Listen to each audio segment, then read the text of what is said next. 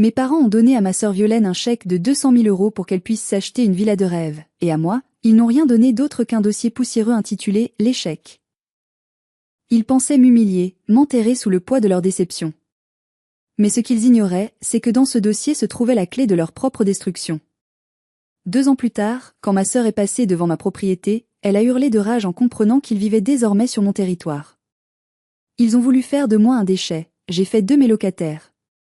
Voici comment j'ai transformé leur mépris en un empire et leur arrogance en poussière. Avant de vous raconter comment j'ai fait pleurer ma famille toxique, prenez une seconde pour vous abonner à la chaîne et activer la cloche. Dites-moi dans les commentaires depuis quelle ville ou quel pays vous écoutez cette histoire, et quelle heure il est chez vous. J'adore lire vos messages aux 4 coins du monde. Tout a commencé un soir de novembre, dans le grand salon du manoir de la Roche, la demeure ancestrale de mes parents en Dordogne. L'air sentait la cire d'abeille, le feu de bois et le parfum trop sucré de ma mère, Bérénice. C'était une soirée organisée pour célébrer la réussite éclatante de ma sœur aînée, Violaine. J'étais assise dans un fauteuil en velours rouge, le plus éloigné possible de la cheminée, comme une tache sombre dans ce décor immaculé. Mes mains, rugueuses et marquées par le travail de la terre, reposaient sur mes genoux, jurant avec la finesse des coupes en cristal que mes parents levaient. Violaine rayonnait. Elle portait une robe en soie crème qui coûtait probablement plus cher que tout ce que je possédais.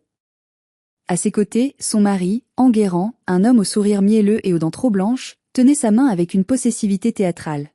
« À notre fierté », a déclaré mon père, Rodolphe, en levant son verre. Sa voix était grave, celle d'un homme habitué à commander, un promoteur immobilier qui ne voyait le monde qu'en mètres carrés et en profit. À Violaine, qui a su faire honneur à notre nom. Ma mère a souri, les yeux brillants de larmes artificielles. Elle a sorti une enveloppe épaisse de son sac à main de marque. « Nous voulions t'aider à franchir cette nouvelle étape, ma chérie », a-t-elle roucoulé. « Nous savons que la villa à Bordeaux te plaît tant. » Violaine a ouvert l'enveloppe. Elle a poussé un petit cri perçant, une mise en scène parfaite de surprise. Elle a extrait le chèque et l'a brandi comme un trophée. 200 000 €. Le chiffre dansait devant mes yeux. C'était une somme astronomique. « Oh, maman, papa », s'est-elle exclamée. « C'est trop. Vous êtes merveilleux. » Elle s'est jetée dans leurs bras.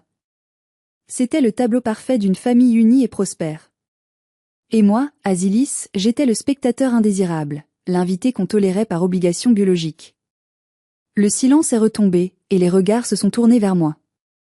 Ma mère a froncé les sourcils en voyant mes bottines un peu usées. « Et toi, Asilis ?» a-t-elle demandé, sa voix changeant de registre pour devenir tranchante et froide. « Toujours à gratter la terre ? Toujours pas de mari ? Toujours rien de sérieux ? » J'ai pris une profonde inspiration. Cela faisait des mois que je préparais ma demande.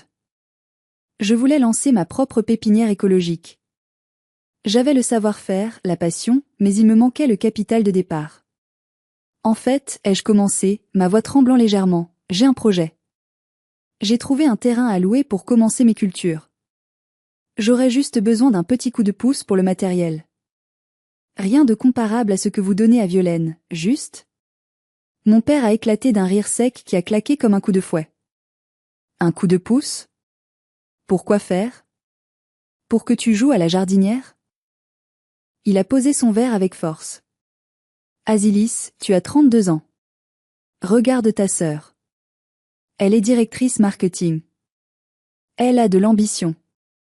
Toi, tu es brouillonne. Il s'est levé, s'est dirigé vers son bureau en acajou et en a sorti un vieux dossier cartonné, couvert de poussière. Il est revenu vers moi et l'a jeté sur la table basse, devant moi. Le dossier a glissé et a failli renverser mon verre d'eau. « Tu veux quelque chose ? Tiens, a-t-il craché. C'est tout ce que tu auras. » J'ai regardé le dossier. Sur la couverture, écrit au marqueur noir de sa main, il y avait un mot, l'échec. C'est le lot 7B, a-t-il poursuivi avec dédain. 5 hectares de cailloux derrière la colline. J'ai acheté ça il y a 10 ans sur un coup de tête, une erreur de jugement. C'est inconstructible, la terre est pourrie, il n'y a ni eau ni électricité. C'est un boulet fiscal. Je te le donne. C'est à ton image, stérile et inutile. Ma mère a pouffé de rire, cachant sa bouche derrière sa main manucurée. C'est vrai que ça te correspond bien, Asilis. Un terrain vague pour une vie vague. Violaine s'est approchée, a jeté un coup d'œil au dossier et a murmuré, assez fort pour que tout le monde entende. Pauvre Asilis. Tu vas devenir la reine des orties. J'ai senti une chaleur brûlante monter à mes joues. Ce n'était pas de la honte. C'était quelque chose de plus dur, de plus froid. C'était la fin de l'espoir. J'ai pris le dossier. Je me suis levée. Je n'ai pas dit merci. Je n'ai pas pleuré. J'ai regardé mon père droit dans les yeux, puis ma mère, puis ma sœur. Félicitations pour ta maison, Violaine, ai-je dit calmement. J'espère qu'elle te rendra heureuse.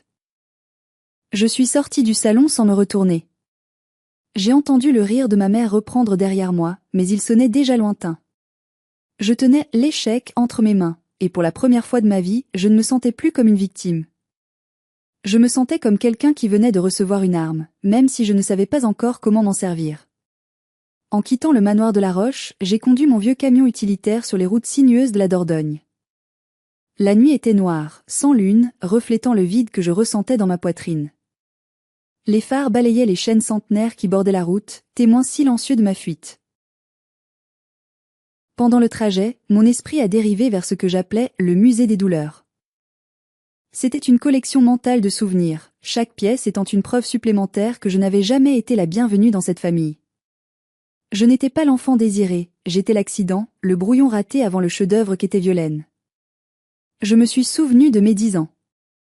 J'avais passé tout un printemps à cultiver un petit carré de jardin derrière la maison. J'y avais planté des fraises et des soucis. C'était mon sanctuaire. Un matin, je suis rentrée de l'école pour trouver des ouvriers en train de couler du béton sur mes fraisiers. Ma mère surveillait les travaux, une tasse de thé à la main. « Qu'est-ce qui se passe ?» avais-je hurlé, en larmes. « Oh, arrête de pleurnicher, Asilis » avait-elle répondu sans même me regarder. « Violaine a besoin d'un terrain de tennis pour s'entraîner. » Ton petit tas de boue était sur le chemin, j'avais passé la nuit à gratter le béton frais avec mes ongles, essayant de sauver une pousse, une seule. Mais tout était mort. Puis, il y avait eu mes 18 ans. J'avais été acceptée dans une excellente école d'ingénieur agronome. J'étais folle de joie. J'avais couru dans le bureau de mon père pour lui annoncer la nouvelle. Il avait à peine levé les yeux de ses plans. Agronome, avait-il ricané. Pour devenir fermière ? Hors de question que je paie pour ça. Si tu veux jouer dans la terre, fais-le à tes frais. La même année, il avait payé une école de commerce privé à Paris pour Violaine, plus un appartement dans le 16e arrondissement, plus une voiture neuve. J'avais dû travailler la nuit dans un entrepôt frigorifique pour payer mes études par correspondance, m'endettant pour des années. À chaque étape de ma vie, le message avait été clair. Violaine est l'or, Asilis est le plomb. Violaine mérite tout, Asilis ne mérite rien. Je suis arrivé au fameux lot 7B, l'échec, 1 heure plus tard. J'ai garé le camion et j'ai allumé une lampe torche. Le faisceau a révélé un paysage de désolation. Mon père n'avait pas menti sur un point, c'était un chaos. Des ronds sautent comme des hommes, des éboulis de pierres calcaires, une terre sèche et craquelée. Pas un arbre droit, pas un point d'eau visible. C'était une verrue dans le paysage verdoyant de la région. Le vent sifflait entre les pierres, un son lugubre et solitaire. J'ai marché jusqu'au centre du terrain, mes bottes crissant sur le sol stérile. J'ai levé les yeux vers le ciel. Il n'y avait aucune pollution lumineuse ici. Les étoiles brillaient avec une intensité féroce. J'ai repensé au chèque de 200 000 €. À la villa de Violaine. Au rire moqueur. La colère, froide et dense, a commencé à se solidifier en moi. Il m'avait donné ce terrain pour que j'échoue. Il s'attendait à ce que je le vende pour une bouchée de pain ou que je l'abandonne. Il voulait avoir raison. Il voulait pouvoir dire, tu vois, elle est incapable de rien faire, même quand on lui donne de la terre. J'ai sorti une petite pelle de mon camion et j'ai creusé un trou au hasard. La terre était dure, résistante. J'ai forcé, sentant la vibration du choc remonter dans mes bras. Sous la croûte sèche, j'ai senti une légère humidité. Une odeur de terreau, faible mais présente. Tu n'es pas mort, ai-je murmuré à la terre. Tu es juste en colère. Comme moi. Ce terrain n'était pas un échec. C'était une page blanche. Une page sale, rocheuse et difficile, mais une page blanche quand même. Et surtout, c'était à moi. Pour la première fois, personne ne pourrait venir couler du béton sur mes rêves. C'est là que je vous pose la question. Si votre famille vous traitait de cette façon, vous donnait les miettes en favorisant ouvertement votre frère ou votre sœur, qu'auriez-vous fait? Auriez-vous rendu le dossier et coupé les ponts? Ou auriez-vous accepté le défi? Dites-le moi dans les commentaires, je veux vraiment savoir comment vous auriez réagi face à une telle injustice. Le lendemain, j'ai pris une décision radicale. J'ai vendu le peu de meubles que je possédais dans mon studio loué. J'ai résilié mon bail. Avec le peu d'argent que j'avais, j'ai acheté un mobil-home d'occasion, une vieille caravane rectangulaire dont la peinture s'écaillait, et je l'ai fait remorquer jusqu'au milieu de mon terrain caillouteux. C'était mon nouveau château. Une boîte de conserve posée sur un désert de pierre. L'hiver en Dordogne peut être impitoyable. Les premières semaines ont été un enfer physique. Le mobil-home était mal isolé. La nuit, je dormais avec 3 pulls et un bonnet, voyant la vapeur de mon souffle monter vers le plafond bas. Je n'avais ni eau courante ni électricité. J'utilisais des bidons que je remplissais au village voisin et une génératrice bruyante que je n'allumais que pour l'essentiel. Chaque matin, je me réveillais avant l'aube, le corps courbaturé par le froid et le travail de la veille. Je passais mes journées à défricher. C'était un combat corps à corps avec la nature. J'arrachais les ronces à main nue, mes gants se déchiraient constamment.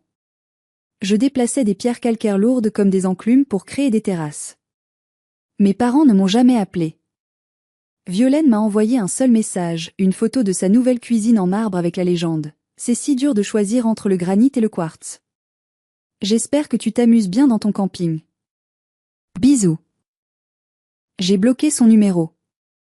Un après-midi, alors que je m'acharnais sur une souche de chêne mort, j'ai senti une présence. Je me suis retournée, prête à défendre mon territoire.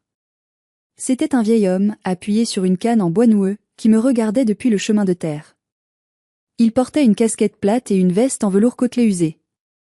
C'était monsieur Guenolé, mon plus proche voisin, un fermier à la retraite dont tout le monde disait qu'il était fou. « Tu t'y prends mal, petite », a-t-il dit d'une voix qui ressemblait au bruit du gravier. J'ai essuyé la sueur et la terre de mon front. « Je ne vous ai rien demandé, monsieur. » Il a ignoré ma rebuffade et s'est approché en boitant. Il a pointé sa canne vers une dépression dans le terrain, un endroit où les orties poussaient plus dru qu'ailleurs. « Là, a-t-il dit. Les orties aiment l'azote et l'eau. Ton père, ce citadin idiot, n'a jamais su regarder la terre. Il a vu des cailloux. Moi, je vois une veine. » Il est parti aussi vite qu'il était venu. Intrigué et désespéré, j'ai pris ma pioche et je suis allé à l'endroit qu'il avait indiqué. J'ai creusé. 1,50 m. Mes muscles hurlaient. Et soudain, la terre est devenue boueuse. Un coup de pioche de plus, et un petit jet d'eau trouble a jailli. Une source. Il y avait une source naturelle, bouchée par des années de négligence et d'éboulis. Je suis tombé à genoux dans la boue, riant et pleurant à la fois. L'eau, c'était la vie. L'eau, c'était l'argent. L'eau, c'était la liberté. Avec cette source, je n'avais plus besoin de payer pour des raccordements coûteux. Je pouvais irriguer. Ce soir-là, assise sur les marches de mon mobil-home, j'ai bu une tasse de thé faite avec l'eau de ma propre terre. Elle avait un goût de fer et de victoire. J'ai regardé l'horizon. J'étais seule, pauvre, et ma famille me considérait comme un déchet. Mais j'avais de l'eau. Et j'avais la rage. C'était tout ce dont j'avais besoin pour commencer la guerre. 2 années ont passé. 2 années où le temps n'était plus mesuré en heures ou en minutes, mais en saisons, en cycles de lune et en croissance millimétrée des racines. Je n'ai pas essayé de transformer le terrain en un jardin à la française comme celui de ma mère. J'ai écouté la terre. C'était un sol calcaire, sec, drainant. Planter des gazons anglais ou des hortensias aurait été un suicide. Alors, j'ai fait le contraire. J'ai créé une pépinière spécialisée dans les plantes résilientes, les oubliées, les guerrières. J'ai cultivé des milliers de pieds de lavande, de romarin, de thym, d'immortelles. J'ai élevé des chênes verts et des érables de Montpellier. J'ai appris à bouturer, à greffer, à murmurer aux graines pour qu'elles germent. J'ai utilisé les pierres que j'avais extraites pour construire des murets de pierres sèches qui retenaient la chaleur et protégeaient mes cultures du vent. Peu à peu, le paysage lunaire a changé. Des vagues de violet, de vert argenté et de jaune ont remplacé le gris et le marron. L'air s'est rempli du bourdonnement des abeilles et du parfum entêtant des aromates. Le succès n'est pas venu du jour au lendemain, mais il est venu. Les étés devenaient de plus en plus chauds et secs. Les riches propriétaires de villas, fatigués de voir leur pelouse jaunir et de payer des factures d'eau astronomiques, cherchaient des alternatives. Ma pépinière, les racines d'Asilis, offrait exactement cela, des jardins secs, écologiques, beaux et autonomes. J'ai commencé à fournir des architectes paysagistes, puis des hôtels de luxe et enfin des municipalités. L'argent a commencé à rentrer. Je n'ai pas changé de voiture. Je n'ai pas acheté de vêtements de luxe. J'ai réinvesti chaque centime. J'ai construit une serre bioclimatique automatisée. J'ai acheté un système d'irrigation goutte à goutte de pointe. Je vivais toujours dans mon mobil-home, mais je l'avais agrandi avec une terrasse en bois couverte de glycine. C'était mon paradis. Je n'avais plus de nouvelles de ma famille, et cela me convenait parfaitement. J'étais devenu un fantôme pour eux, et ils étaient devenus de mauvais souvenirs pour moi. Mais le succès a une odeur. Et comme les requins sentent le sang, les familles toxiques sentent l'argent. Un après-midi de juin, alors que je chargeais une commande de laurier rose pour un client à Nice, j'ai entendu le crissement distinctif de pneus sur le gravier de mon allée. Ce n'était pas le bruit lourd d'un camion de livraison. C'était le feulement d'un moteur de sport. Je me suis retourné. Une Porsche Cayenne noire, rutilante, avançait lentement entre mes rangées de lavande, comme un coléoptère géant et malveillant. Elle s'est arrêtée devant ma serre. La portière s'est ouverte et une jambe bronzée, chaussée d'un escarpin rouge à semelles rouges, s'est posée sur mon sol poussiéreux. Violaine est sortie. Elle portait des lunettes de soleil énormes et une robe d'été qui criait « Côte d'Azur ». Enguerrand, son mari, est sorti côté passager, l'air ennuyé, tapotant sur son téléphone. Violaine a baissé ses lunettes sur le bout de son nez. Elle a regardé autour d'elle, la bouche entr'ouverte. Elle ne voyait pas le travail, la sueur, l'ingénierie. Elle voyait la prospérité. Elle voyait les camions de livraison. Elle voyait les milliers de plantes prêtes à être vendues. Eh bien, a-t-elle dit, sa voix suintant une fausse gaieté. On dirait que la petite Souillon a trouvé comment faire pousser de l'argent. J'ai posé mon bon de livraison. J'ai essuyé mes mains pleines de terre sur mon tablier. Je n'étais plus la petite sœur intimidée dans le fauteuil en velours. J'étais chez moi. « Qu'est-ce que tu veux, Violaine ?» ai-je demandé calmement. « Je n'ai pas de plante d'intérieur pour ton salon. Ici, on vend du solide. » Son sourire s'est figé. Elle a fait un pas vers moi, ses talons s'enfonçant dans le gravier, la déséquilibrant légèrement. Cette image, cette petite perte d'équilibre, m'a donné une satisfaction immense. Elle n'était pas adaptée à mon monde. On passait dans le coin, a-t-elle menti. Le manoir était à 1 heure de route. Maman s'inquiète pour toi. Elle dit que tu vis comme une sauvage. Mais je vois que c'est plus grand que ce qu'on pensait. Ses yeux scannaient tout, évaluant, calculant. Je connaissais ce regard. C'était le même que celui de mon père. Elle cherchait la faille ou le profit. Mais elle n'avait aucune idée de ce qui l'attendait. Enguerrand s'est approché d'une rangée d'oliviers centenaires en pot, dont chacun valait plus de 1 000 euros. Il a sifflé d'admiration, touchant une feuille comme s'il vérifiait la qualité d'un tissu. « Dis donc, Asilis » a-t-il lancé avec condescendance. « Ça se vend bien, ces trucs-là ? J'ai un ami promoteur qui cherche à végétaliser un complexe hôtelier. Peut-être qu'on pourrait s'arranger ? Je ne fais pas de prix famille, Enguerrand, ai-je répondu sèchement. Et je choisis mes clients. Le visage de Violaine s'est durci. La façade de la sœur bienveillante s'est fissurée, révélant la jalousie brute qui bouillonnait en dessous. « Tu te prends pour qui ?» a-t-elle sifflé. « Tu crois que tu es quelqu'un parce que tu as vendu 3 salades ? Ce terrain, c'est papa qui te l'a donné. Sans lui, tu ne serais rien. Tu serais encore à faire la manche. » Il m'a donné un échec, Violaine. J'en ai fait une réussite. C'est toute la différence entre toi et moi. On te donne tout, et tu consommes. On ne me donne rien, et je crée. Elle est devenue rouge écarlate. Elle a sorti son téléphone, ses doigts tremblants de rage, et a composé un numéro. Elle a mis le haut-parleur, voulant m'humilier publiquement, voulant que l'autorité paternelle me remette à ma place. « Papa » a-t-elle crié dès qu'il a décroché. « Tu ne vas pas croire ce que je vois. Je suis chez Azilis. Son terrain pourri ? C'est une mine d'or. Il y a des camions partout, des serres immenses. Elle nous a menti. Elle se fait un fric monstre sur ton dos. » À l'autre bout du fil, il y a eu un silence, puis la voix de mon père, grésillante mais claire. « De quoi tu parles, Violaine ?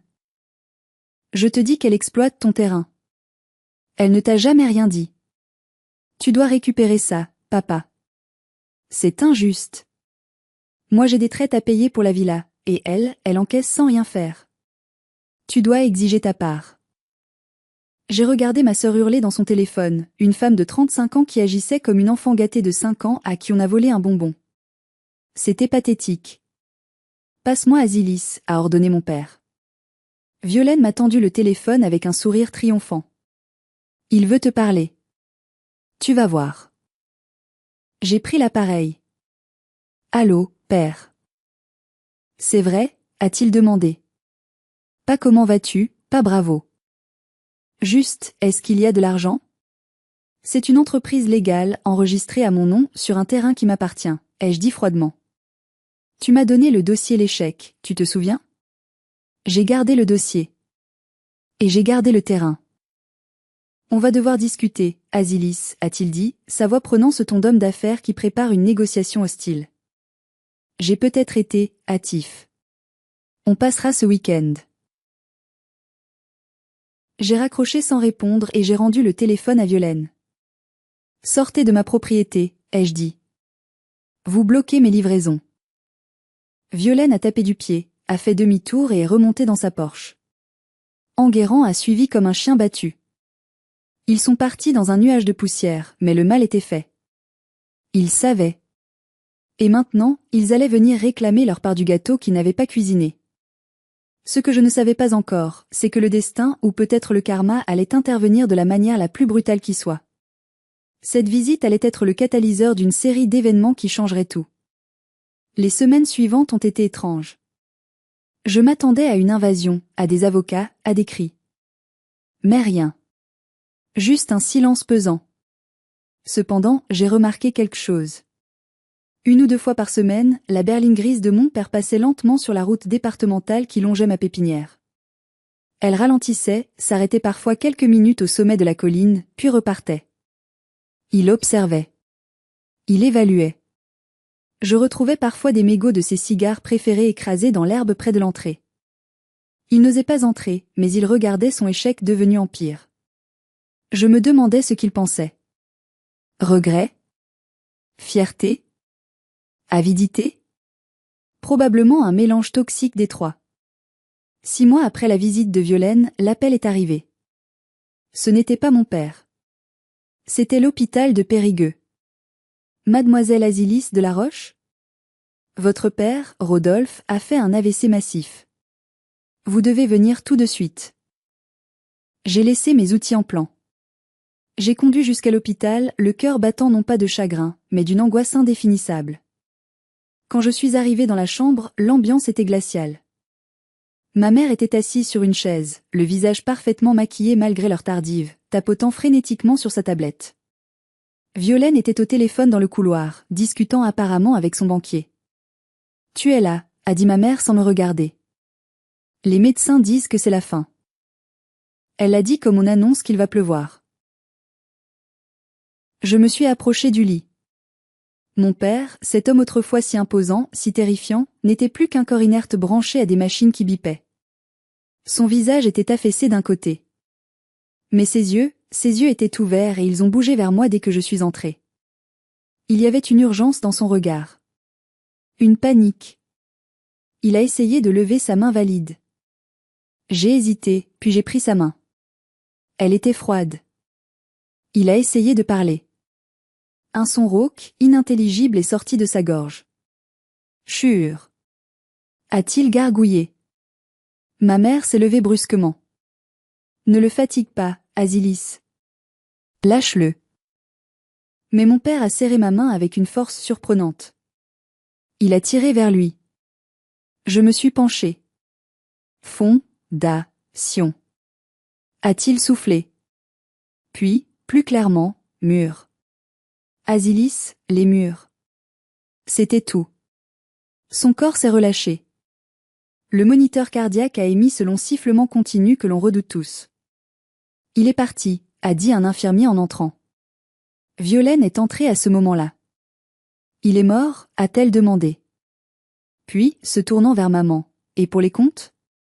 On a les procurations? Je suis restée figée, la main de mon père mort encore dans la mienne. Fondation? Les murs? Qu'est-ce qu'il avait voulu dire? Était-ce le délire d'un mourant ou un dernier message? Je n'ai pas pleuré. J'ai regardé ma mère et ma sœur commencer immédiatement à planifier les obsèques comme un événement mondain, discutant du traiteur et de la liste des invités VIP. Je me sentais totalement étrangère à leur deuil matériel. Je suis sortie de l'hôpital, seule. Je ne savais pas encore que ce dernier mot, mur, était la clé qui allait faire exploser notre famille. Mon père, dans sa complexité tordue, m'avait laissé bien plus qu'un terrain vague. Il m'avait laissé une bombe à retardement, et le compte à rebours venait de commencer. Une semaine après l'enterrement, une cérémonie grandiose où ma mère a joué la veuve éplorée à la perfection devant le gratin local, nous avons été convoqués chez le notaire, Maître Valade.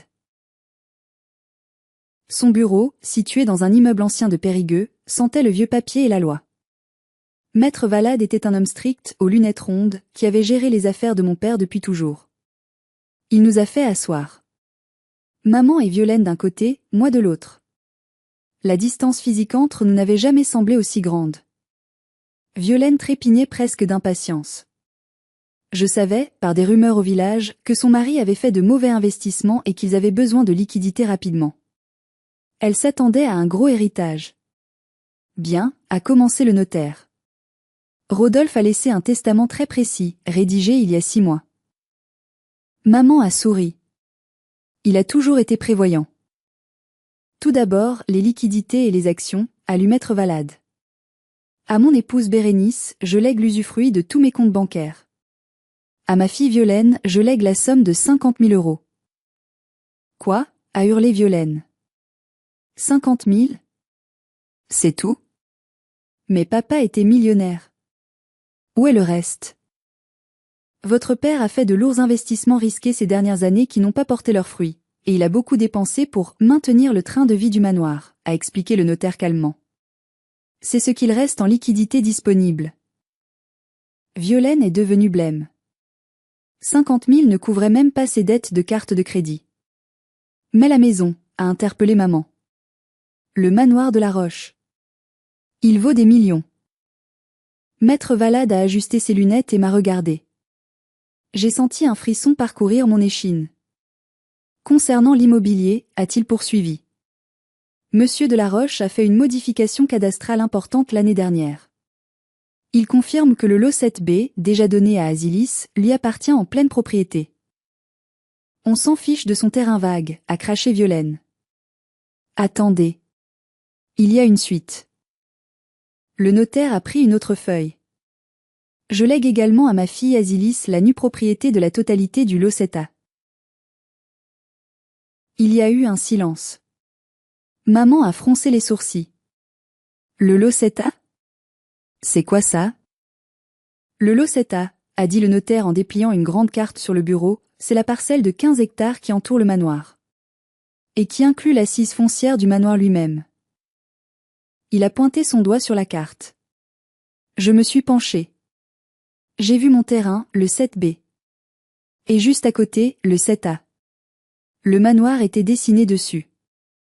En d'autres termes, a continué Maître Valade, Asilis est désormais la propriétaire des murs et du terrain du manoir de la Roche. Madame Bérénice, vous en conservez l'usufruit, c'est-à-dire le droit d'y habiter, jusqu'à votre mort. Mais vous ne possédez plus la maison. Vous ne pouvez pas la vendre. Vous ne pouvez pas l'hypothéquer. C'est impossible, a crié maman, se levant d'un bond. C'est ma maison. Rodolphe n'aurait jamais fait ça.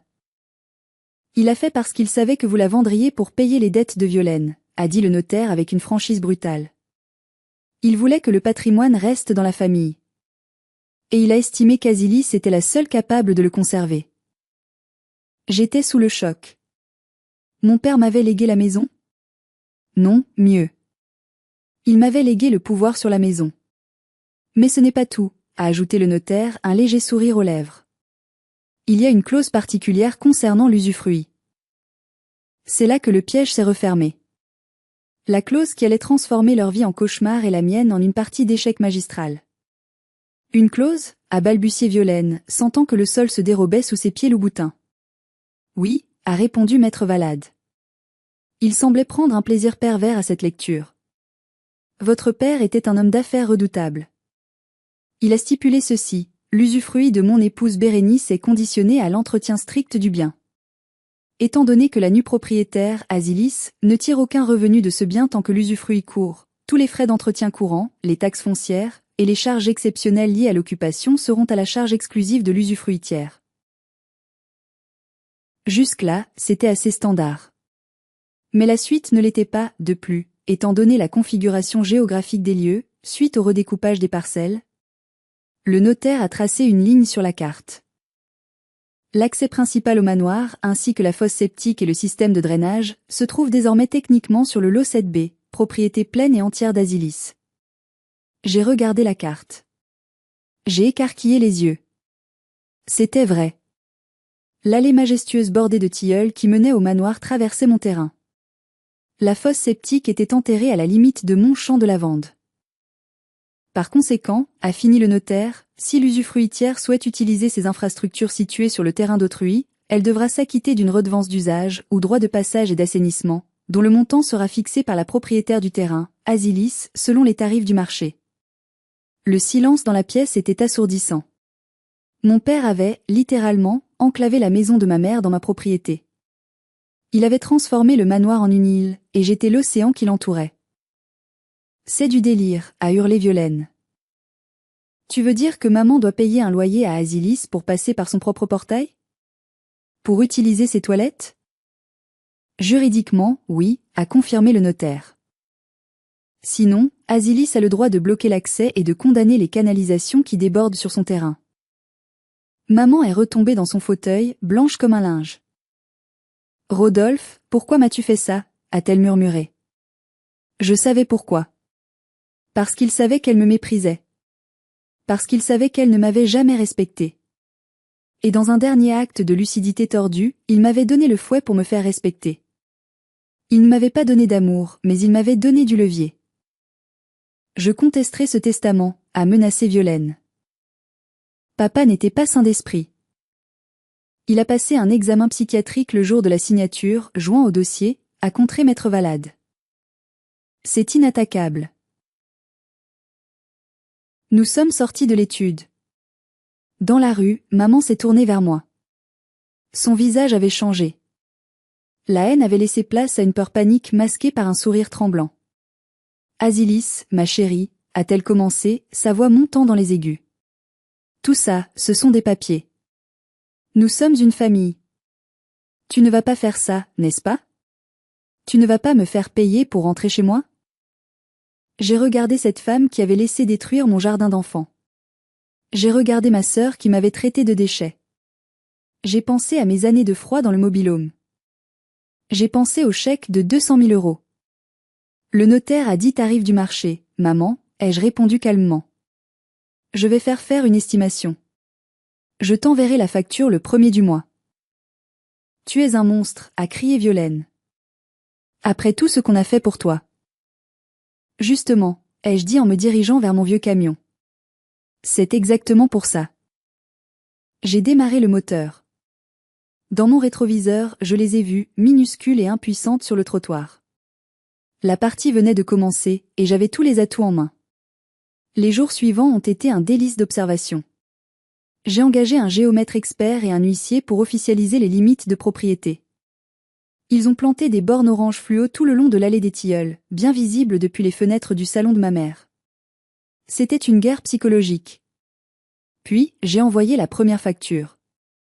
Par courrier recommandé avec accusé de réception. Droit de passage, véhicule lourd et léger, 2 000 € mois. L'entretien d'une allée classée coûte cher, après tout. Servitude d'assainissement, fosse septique, 1000 € mois. Traitement des déchets sur terrain écologique certifié. Total à régler sous 8 jours, 3000 €. Le téléphone a sonné 3 minutes après que le facteur ait livré l'enveloppe. J'ai laissé sonner. 10 fois. 20 fois. Puis les messages ont commencé. D'abord maman, jouant la victime. Asilis, comment peux-tu?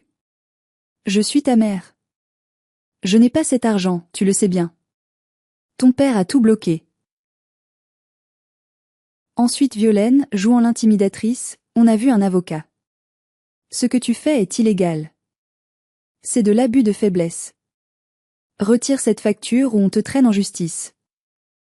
Puis Enguerrand, essayant la séduction maladroite, écoute Asilis, on peut s'arranger autrement. J'ai des contacts, je peux t'aider à développer ta boîte. J'ai répondu par un seul email groupé, copiant leur avocat et le notaire, chère famille, ma société ne fait pas de crédit. Sans paiement au 5 du mois, l'accès véhicule sera fermé par une barrière automatique, et la canalisation d'évacuation sera obturée à la limite de propriété. Cordialement, Asilis. Le 5 du mois est arrivé. Pas de virement. Elle pensait que je bluffais. Elle pensait que la petite Asilis, qui avait toujours baissé la tête, n'oserait pas. Elles avaient tort. Le 6 au matin, à 7 heures, mes ouvriers installaient une barrière en bois massif à l'entrée de l'allée, avec un digicode dont j'étais la seule à avoir le code. À 8h30, Violaine est arrivée pour déposer ses enfants chez maman. Elle s'est retrouvée nez à nez avec la barrière fermée. Elle a klaxonné comme une forcenée. Je suis sortie de ma serre, une tasse de café à la main, observant la scène. Elle est sortie de sa voiture, furieuse, et a secoué la barrière. « Ouvre » a-t-elle hurlé. « Le code est délivré après paiement » ai-je crié depuis ma terrasse. « Tu peux te garer sur la route départementale et finir à pied. Ça fait 800 mètres de marche. C'est bon pour la santé. » Elle portait des talons aiguilles de 12 centimètres. Il avait plu la veille. Le chemin piétonnier, que j'avais légalement l'obligation de laisser ouvert, était un sentier de terre boueuse. J'ai vu ma sœur, la princesse, prendre ses enfants sous le bras et commencer à marcher dans la boue, ruinant ses chaussures à 600 €. Elle pleurait de rage à chaque pas. Ma mère l'attendait sur le perron, l'air hagard. C'était cruel? Oui. Était-ce nécessaire? Absolument. Elle devait apprendre que le respect ne se demande pas, il s'impose. Et parfois, la leçon doit passer par les pieds pour atteindre la tête. Le siège du manoir a duré 2 mois. 2 mois durant lesquels le manoir de la Roche, autrefois symbole de prestige, est devenu une prison dorée. Sans accès pour les véhicules, la vie de ma mère est devenue un cauchemar logistique. Les camions de livraison de fioul pour le chauffage ne pouvaient pas passer. Les traiteurs ne venaient plus. Même le camion poubelle ne pouvait pas accéder au conteneur. Ma mère devait traîner ses sacs poubelles sur 800 mètres jusqu'à la route. Imaginez Bérénice de la Roche, toujours tirée à 4 épingles, tirant un sac poubelle qui fuit sous la pluie. L'image a fait jaser tout le village. Les gens commençaient à comprendre que le vent avait tourné. Violaine a essayé de faire intervenir la police. Une voiture de gendarmerie est venue un matin. Mademoiselle, a dit le gendarme, un peu gêné. Votre famille se plaint d'être séquestrée. J'ai sorti le dossier complet, le testament, les relevés cadastraux, les lettres de mise en demeure impayées. Monsieur l'agent, ai-je expliqué. Il y a un accès piéton. Elles sont libres d'entrer et de sortir. Mais mon terrain est une exploitation agricole privée. Je ne peux pas laisser passer des véhicules gratuitement sur une voie que j'entretiens, surtout s'ils ne paient pas les charges dues. C'est un litige civil, pas pénal. Le gendarme a hoché la tête. Il a regardé la boue sur les chaussures de Violaine qui s'agitaient derrière la barrière. Il a eu un petit sourire en coin. Tout le monde dans la région savait comment les de la Roche traitaient les petites gens. C'est en règle, a-t-il conclu en se tournant vers ma sœur. Payez vos factures, madame. Ou achetez un hélicoptère. La situation s'est aggravée quand la fosse septique a commencé à déborder. J'avais fait installer une vanne d'arrêt sur mon terrain, légalement risquée, mais j'avais de bons avocats maintenant. Les toilettes du manoir refoulaient. L'odeur dans ce château de princesse devenait insupportable. C'était le coup de grâce. L'hiver arrivait. La cuve de fioul était vide. Il faisait 12 degrés dans le grand salon. Maman a attrapé une bronchite. Violaine, dont la maison à Bordeaux était saisie par la banque, j'avais appris que son mari était ruiné, avait dû emménager au manoir avec ses enfants. Elle vivait dans le froid, dans la puanteur, isolée du monde par ma barrière en bois. Un soir de décembre, sous une pluie battante, j'ai vu une silhouette s'approcher de ma serre. Elle marchait péniblement, une lampe torche à la main. C'était Violaine. Sans maquillage, les cheveux trempés, vêtue d'un vieux jogging. Elle ne ressemblait plus à la femme arrogante de la Porsche. Elle ressemblait à ce qu'elle était vraiment, désespérée. Elle a frappé à la porte vitrée. Je l'ai laissée entrer. Elle tremblait de froid. On n'en peut plus, a-t-elle sangloté. Maman est malade. Les enfants ont froid. S'il te plaît, Asilis. Tu as gagné. On fera ce que tu veux. Juste, remets le chauffage. Ouvre la barrière. J'étais assise derrière mon bureau en chêne, entourée de mes plantes luxuriantes et chaudes. Le contraste était violent. Tu te souviens de mes 10 ans, Violaine, ai-je demandé doucement. Tu te souviens quand tu as ri en voyant le béton couler sur mes fleurs? Elle a baissé la tête, les larmes coulant sur ses joues. Je suis désolée. Je suis désolée pour tout. C'était la première fois de sa vie qu'elle s'excusait. Non pas par remords moral, mais par nécessité vitale. C'était une victoire, mais elle avait un goût amer. Je ne voulais pas leur mort. Je voulais leur soumission. Et je voulais récupérer ce qui aurait dû être à moi, ma place. Assieds-toi, ai-je dit. On va négocier. Et cette fois, c'est moi qui dicte les conditions. J'ai posé un contrat devant elle. Ce n'était pas un simple accord de paix. C'était une restructuration complète de nos vies. Voici l'offre, ai-je dit. Je ne veux pas de votre argent, vous n'en avez plus de toute façon. Je veux le manoir. Mais maman a l'usufruit. A commencé Violaine. Elle va renoncer à son usufruit. En échange, je m'engage à la loger, à la nourrir et à chauffer la maison jusqu'à la fin de ses jours. Mais pas comme maîtresse de maison. Comme invitée. Violaine a écarquillé les yeux. Tu veux la mettre dehors? Non. Je vais transformer le manoir. Le rez-de-chaussée et le premier étage deviendront le siège social de ma pépinière, des bureaux et un espace de réception pour mes clients. Je vais rénover le grand salon pour en faire un showroom. J'ai fait une pause pour laisser l'idée s'imprégner. Maman et toi, vous vivrez dans l'appartement du 2e étage, sous les combles. C'est chauffé, c'est confortable, c'est ce qu'on appelait autrefois les quartiers des domestiques. C'est humiliant, a protesté Violaine, mais sans conviction. C'est ça, ou vous continuez à vivre dans le froid et la merde, littéralement, ai-je tranché. Et toi, Violaine, tu as besoin d'un travail, non? Ton mari t'a quitté quand l'argent a disparu. Je t'embauche. Tu m'embauches? J'ai besoin de quelqu'un pour gérer l'administratif et l'accueil des clients.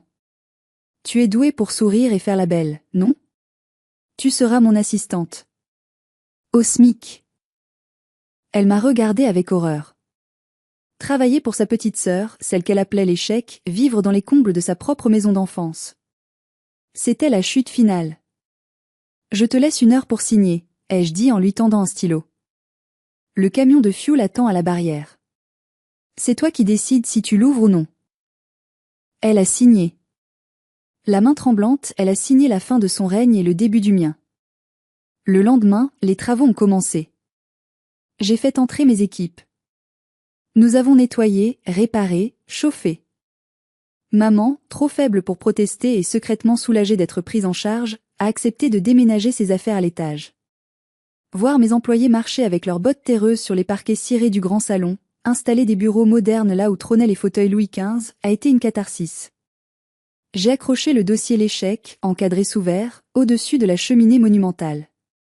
C'était désormais l'œuvre d'art la plus précieuse de la maison. Violaine a commencé son travail le lundi suivant. La voir servir le café à mes clients, des architectes paysagistes qui me traitaient avec un immense respect, était une image étrange. Elle avait perdu sa superbe, mais elle avait gagné quelque chose d'autre, une utilité. Pour la première fois de sa vie, elle gagnait son argent. Maman passait ses journées à la fenêtre du haut, regardant mon empire s'étendre. Le jardin qu'elle méprisait avait avalé sa maison. Elle vivait désormais au rythme de mes saisons. 5 ans ont passé depuis ce jour.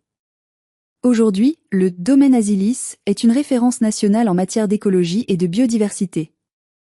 Le terrain caillouteux du lot 7B est devenu un arboretum magnifique, ouvert au public, où des milliers de visiteurs viennent apprendre comment la nature peut renaître des pires conditions. Je me tiens souvent sur la terrasse du manoir, regardant le soleil se coucher sur mes chênes et mes lavandes. J'ai racheté les dettes de la famille. J'ai sauvé la maison de la ruine. J'ai même payé les études des enfants de Violaine. Certains diront que j'ai été dur. Que j'ai abusé de mon pouvoir. Parfois, quand je croise le regard éteint de ma mère dans l'escalier, je me pose la question. Mais ensuite, je me souviens de la petite fille de 10 ans qui pleurait sur ses fraisiers bétonnés. Je me souviens de l'étudiante fauchée dans l'entrepôt frigorifique. Je ne les ai pas détruites. Je les ai mises face à la réalité. Je leur ai appris la valeur du travail et de l'humilité, une leçon qu'elles n'auraient jamais apprise autrement. Violaine a changé. Elle est moins arrogante, plus calme. Elle a même commencé à apprendre les noms latins des plantes. L'autre jour, je l'ai vue expliquer passionnément à un client pourquoi il fallait choisir un quercus ilex plutôt qu'un palmier. Elle m'a vu la regarder et, pour la première fois, elle m'a fait un petit sourire timide, presque sincère. Maman, elle, reste dans son monde. Mais elle ne me critique plus. Elle a peur de moi, et peut-être, quelque part, une forme tordue de respect. Mon père avait raison sur un point, la fondation est tout. Il pensait que la fondation, c'était l'argent et le béton. J'ai prouvé que la vraie fondation, c'est la résilience. C'est la capacité à prendre la boue qu'on vous jette et à l'utiliser pour faire pousser quelque chose de beau. J'ai gardé le terrain. J'ai gardé l'échec. Et j'en ai fait ma plus grande réussite. Merci d'avoir écouté mon histoire jusqu'au bout. C'est une histoire de vengeance, oui, mais c'est surtout une histoire de reconstruction. Et vous ? Avez-vous déjà transformé un échec en succès pour prouver à quelqu'un qu'il avait tort ? Avez-vous déjà dû être dur avec votre famille pour vous protéger ? Racontez-moi votre histoire dans les commentaires, je lis tout. Si cette histoire vous a touché, lâchez un pouce bleu, c'est très important pour soutenir la chaîne, et partagez la vidéo avec quelqu'un qui a besoin de motivation. À très bientôt pour une nouvelle histoire.